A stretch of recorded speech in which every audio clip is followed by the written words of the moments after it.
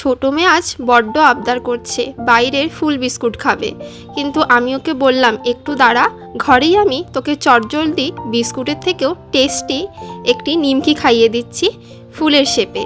এটি তৈরি করার জন্য আমি প্রথমেই রান্নাঘরে তাড়াতাড়ি চলে এলাম। তারপর আমি সঙ্গে সঙ্গে নিয়ে নিলাম একটি পাত্রে কিছুটা পরিমাণে আটা, কিছুটা পরিমাণে নুন, চিনি আর খুবই সামান্য পরিমাণে সাদা তেল। এবারে এটিকে খুব ভালোভাবে ময়াম দিয়ে নিতে হবে। ময়াম দিয়ে নেওয়ার পর এর মধ্যে দিয়ে দিতে হবে খুবই সামান্য পরিমাণে জল। আর এখানে আমি একবারে বেশি জল দিয়ে দিচ্ছি না, তাহলে যদি প্রথমেই জলটা বেশি হয়ে যায় তাহলে কিন্তু একটু অসুবিধে হবে। তাই আমি এখানে একটু অল্প অল্প করেই জলটা দিয়ে নিচ্ছি, কারণ এটিকে একটু শক্ত করেই মাখতে হবে, খুব বেশি নরম করা যাবে না। তাই জলের পরিমাণটা কিন্তু একটু সাবধানে এখানে আপনারা ব্যবহার করবেন। আর আমিও কিন্তু খুব ভয়ে ভয়ে এখানে জলটা দিয়েছি এবং লাস্টে দেখলাম আমার ঠিকঠাকই হয়ে গেছে। এবারে আমি এটিকে সাইড করে রেখে দিলাম। এবার আমি একটি বাটিতে নিয়ে নিচ্ছি কিছুটা পরিমাণে আটা আর কিছুটা পরিমাণে সাদা তেল। এখানে আমি সাদা তেলটা একটু বেশি পরিমাণে নিয়েছি, যেন আমি এরকম একটি মিশ্রণ তৈরি করে নিতে পারি। ব্যাস, মিশ্রণটি তৈরি করে সাইডে রেখে দিলাম।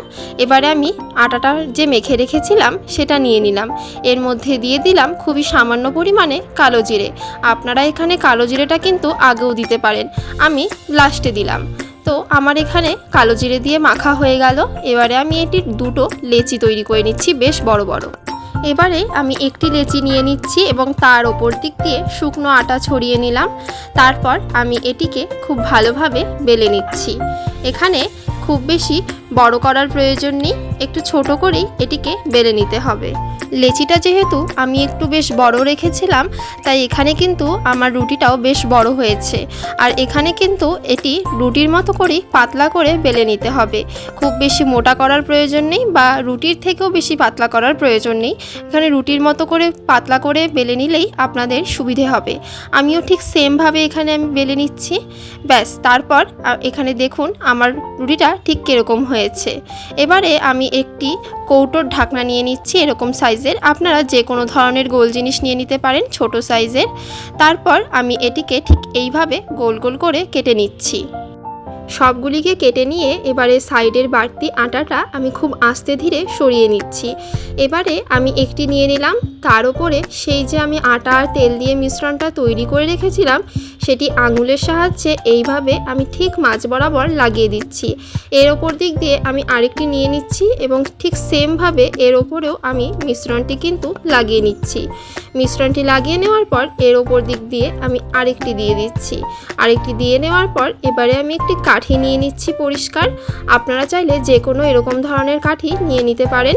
আর মাঝখান থেকে আমি একটু প্রেস করে দিলাম যেন সবগুলি আটকে যায়। তারপর তৈরি হয়ে গেল এগুলি ফুলের শেপ। এবারে আমি একটি কড়াই বসিয়ে দিলাম, তার মধ্যে বেশ পরিমাণে দিয়ে দিচ্ছি সাদা তেল। তারপর আমি এর মধ্যে এগুলি এক এক করে ভেজে নিচ্ছি। তেলটা খুব বেশি গরম করার প্রয়োজন নেই, একটু ঠান্ডা থাকতে থাকতেই এর মধ্যে দিয়ে দেবেন। আর ভাজার সময় দেখবেন গ্যাসের ফ্লেম যেন একেবারে লো থাকে, হাই থাকলে কিন্তু এটি পুড়ে যেতে পারে আর ভালোভাবে ভাজা নাও হতে পারে। আর খুব আস্তে ধীরে এগুলিকে ভেজে নেবেন, না হলে কিন্তু এগুলি একে অপরের গা থেকে ছাড়িয়ে যেতে পারে। তো এখানে আমি খুব আস্তে ধীরে এগুলিকে ভেজে নিচ্ছি। আর লাল লাল করে ভেজে নেওয়ার পরে তৈরি হয়ে গেল আমাদের ফুল নিমকি। রেসিপিটি যদি আপনাদের ভালো লাগে তাহলে অবশ্যই বাড়িতে একবার ট্রাই করবেন এবং আমাকে কমেন্টে জানাতে ভুলবেন না যে আপনার কেমন লাগলো।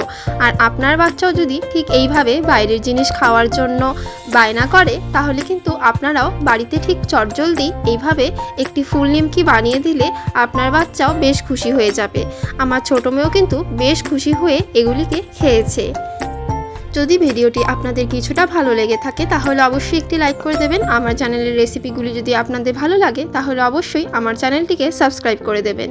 আজকের মতো এইটুকুই, দেখা হচ্ছে আবার পরবর্তী একটি নতুন রেসিপি নিয়ে মমস কিচেনের আরেকটি নতুন ভিডিওতে। সবাই সুস্থ থাকবেন, ভালো থাকবেন, দেখা হচ্ছে আবার কালকে। টাটা।